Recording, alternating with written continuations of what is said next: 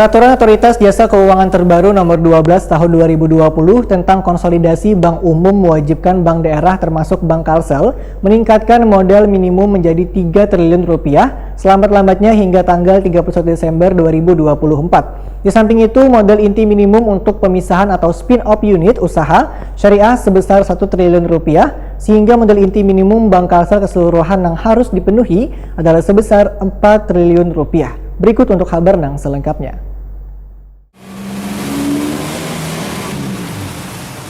Peraturan Otoritas Jasa Keuangan Terbaru Nomor 12 Tahun 2020 tentang konsolidasi bank umum mewajibkan bank daerah termasuk Bank Kalsel meningkatkan modal minimum menjadi 3 triliun rupiah selambat-lambatnya hingga 31 Desember 2024. Di samping itu, modal inti minimum untuk pemisahan atau spin-off unit usaha syariah sebesar 1 triliun rupiah sehingga modal inti minimum Bank Kalsel keseluruhan yang harus dipenuhi adalah sebesar 4 triliun rupiah. Ini harus diperhatikan secara serius mengingat dampaknya terhadap kelangsungan bisnis Bank Kalsel apabila regulasi tersebut kada terpenuhi. Atas dasar tersebut, pemerintah Provinsi Kalimantan Selatan sebagai pemegang saham pengendali Bank Kalsel kembali menggelar rapat koordinasi bertajuk Ekspos Kinerja Wan Permodalan Bank Kalsel di ruang rapat kantor Gubernur Kalimantan Selatan di Banjarmasin jelang tengah hari Senin 14 Juni 2021. Rapat koordinasi ini sebagai bentuk pemantapan dukungan Pemprov Kalsel kepada Bank Kalsel terkait regulasi OJK, sebagaimana sebelumnya telah dilakukan juga rapat koordinasi beberapa waktu lalu.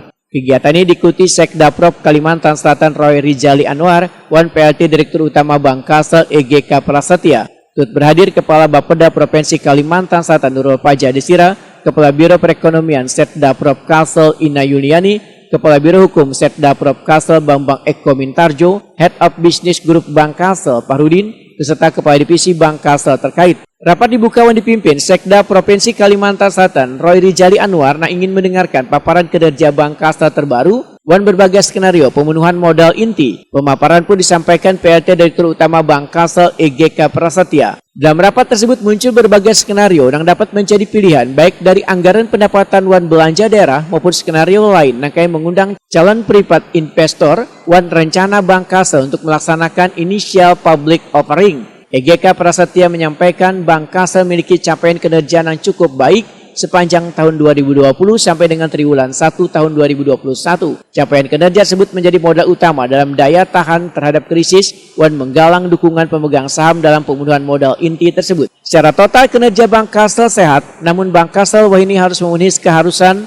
pemenuhan tambahan modal inti. Tentunya harus mendapat dukungan penuh dari seluruh pemegang saham Bank Kalsel, salah satunya dari pemerintah Provinsi Kalimantan Selatan selaku pemegang saham pengendali. EGK Prasetya menegaskan, Bank Kalsel selalu berupaya maksimal dalam mempertahankan dan meningkatkan lagi kinerja yang telah baik ini, sembari berupaya memenuhi kewajiban regulasi tersebut. Sementara itu, Roy Rizali Anwar yang mewakili pemerintah Provinsi Kalimantan Selatan memberikan beberapa arahan dan masukan, termasuk menelaah berbagai skenario maupun mengkombinasikan semua opsi skenario agar tercapai modal inti yang diwajibkan. Roy Rizali Anwar menegaskan, Pemprov Kalsel selaku pemegang saham pengendali siap mendukung berbagai upaya Bank Kalsel agar terpenuhinya kewajiban modal inti minimum sebesar 4 triliun rupiah di tahun 2024 agar Bank Kalsel tetap eksis dan terus berakselerasi untuk kemajuan Kalimantan Selatan.